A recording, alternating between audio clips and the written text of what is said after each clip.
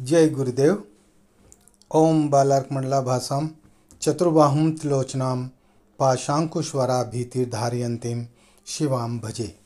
दोस्तों नमस्कार।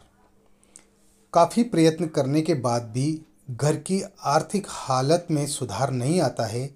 रात दिन परिश्रम करने के बावजूद भी जिंदगी के आर्थिक हालातों में सुधार नहीं होता है। रात दिन की भाग दौड़ जी का जंजाल बन जाती है।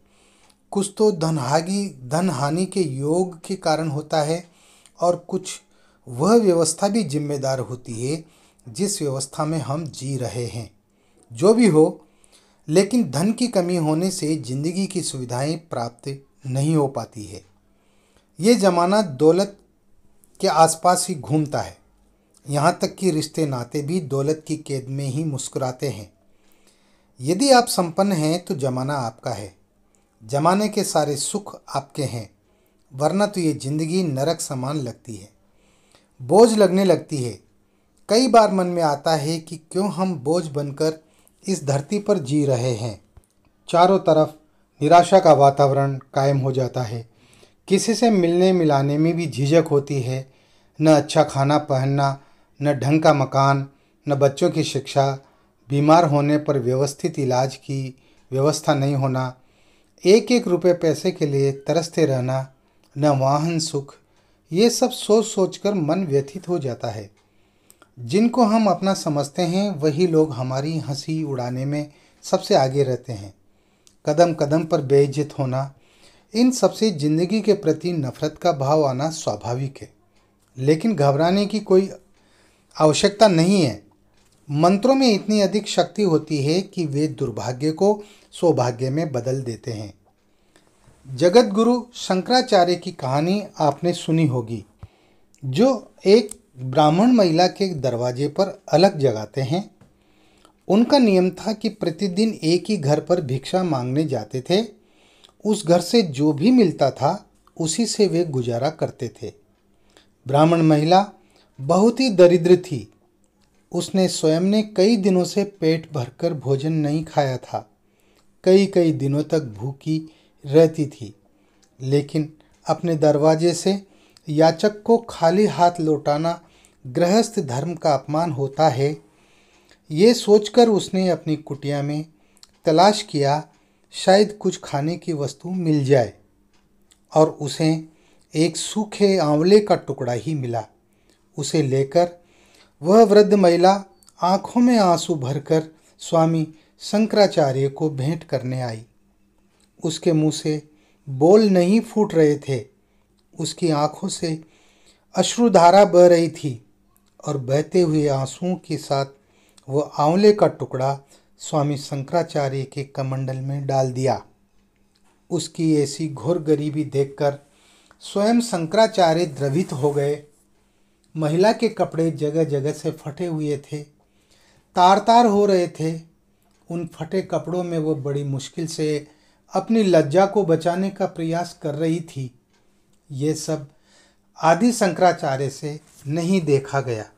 उन्होंने आसमान की ओर अपना सिर उठाकर कहा, हे विधाता, तेरी इतनी क्रूरता जो तूने इस नारी को घोर दरिद्रता में ढकेल दिया है, लेकिन मैं ऐसा नहीं होने दूंगा।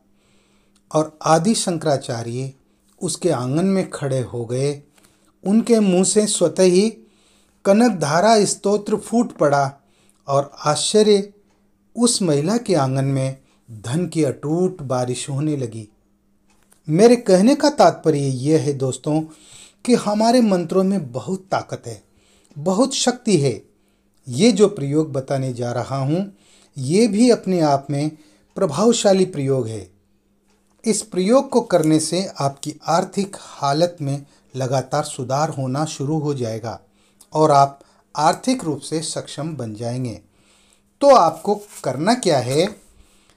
इस प्रयोग को किसी भी शुक्रवार को किया जा सकता है, पर पुष्य नक्षत्र को यदि ये प्रयोग किया जाए तो ज़्यादा अच्छा रहता है।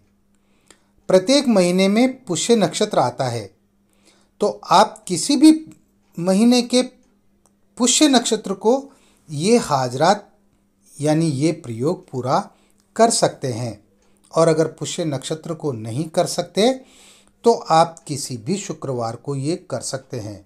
और अगर जिस दिन शुक्रवार हो और उस दिन पुष्य नक्षत्र हो तो फिर इस योग का कहना ही क्या। ये आपके ऊपर है कि आप किस तरह से इस प्रयोग को करना चाहते हैं। तो जिस दिन आपको ये हाजरात करना हो यानी ये प्रयोग करना हो, उस दिन एक मिट्टी की हांडी ले आए जो कि पकी हुई हो। मेरे कहने का तात्पर्य ये है कि मिट्टी की हंडिया में जो सब्जी वगैरह बनाते हैं वैसी हंडिया काम में ले। आज भी गांव के अंदर हमारी माताएं बहनें वो हंडिया में ही सब्जी बनाती है। उस हंडिया में नागफनी का टुकड़ा रख दे। ये जो चित्र में आप जो नागफनी देख रहे हैं, इसका एक टुकड़ा लाकर और उस हंडिया में रख दें और तेल का एक चौमुखा दीपक बनाकर हंडिया में रख दे। यानी दीपक में 4 बत्ती बनाएं, चारों दिशाओं में करके उनको, और उसमें जो है तेल भर दे। तेल किसी भी प्रकार का हो सकता है, कोई भी तेल हो सकता है, और हंडिया के ऊपर लाल कपड़ा बांध लें। फिर रात को अपने घर में या बाहर कहीं पर भी इस हाजरात को पूरा करें। तो इसमें आपको करना क्या है कि सर्वथा नग्न होकर आपको स्नान करके और आसन पर बैठ जाए। यानी आपको स्नान करना है तो नग्न होकर करना है और अपने बदन को पोंछ कर और नग्न अवस्था में ही आपको आसन पर बैठना है। आसन किसी भी प्रकार का यानी किसी भी रंग का हो सकता है, और सामने हंडिया रख दें और उसके पास ही दूसरा तेल का दीपक लगा दें। यानी एक दीपक आपको हंडिया के अंदर रखना है और हंडिया के अंदर इतना, दीपक के अंदर इतना तेल रखना है कि जब तक आप 11 माला मंत्र जप नहीं कर लें तब तक वो दीपक जो है चलना चाहिए, यानी बुझना नहीं चाहिए। इतना तेल उसमें होना चाहिए। और बाहर जो हंडिया के आप जो तेल का दीपक दूसरा रखेंगे उसमें भी इतना ही तेल होना चाहिए। और किसी भी प्रकार की माला से, यानी कोई भी माला ले सकते हैं, जो भी आपके पास उपलब्ध हो उस माला से आपको मंत्र जप करना है। इसमें किसी भी प्रकार का आसन हो, मैंने आपको बताया किसी भी रंग का हो सकता है, उसको आप बिछा करके उस पर बैठ जाएं और किसी भी दिशा की ओर मुंह करके बैठ सकते हैं। इसमें दिशा का भी कोई बंधन नहीं है कि आपको पूरब की तरफ या उत्तर की तरफ, पश्चिम की तरफ या दक्षिण की तरफ मुंह करके बैठना है। जो भी आपको आसान लगे उसी दिशा में मुंह करके आप बैठ सकते हैं। मंत्र इस प्रकार है: ओम नमो महाकाय योगिनी योगिनी पार पार डाकिनी शाकिनी कल्प वृक्षाय दरिद्र नाशाय लक्ष्मी बंधय बंधय साधय साधय ह्रीम ह्रीम फट स्वाहा। उच्चारण सही करना है, स्क्रीनशॉट ले लें या डिस्क्रिप्शन बॉक्स में से लिख करके अच्छी तरह से कंठस्थ याद कर लें। इस मंत्र की आपको 11 माला मंत्र जप करना है किसी भी माला से। जब मंत्र जप पूरा हो जाए तो वह नागफनी का टुकड़ा बाहर निकालकर हंडिया के मुंह पर जो लाल कपड़ा आपने बांधा है उसमें लपेट लें और दिए सहित हंडिया को घर के चौराहे पर जाकर फोड़ दें। इस बात का ध्यान रहे कि चौराहे तक जाते समय और आते समय पीछे मुड़कर नहीं देखना है, और आप जिस अवस्था में बैठे हैं उसी अवस्था में आपको वह हंडिया लेकर जाना है। यानी कपड़े नहीं पहनना है, नग्न अवस्था में ही जाना है।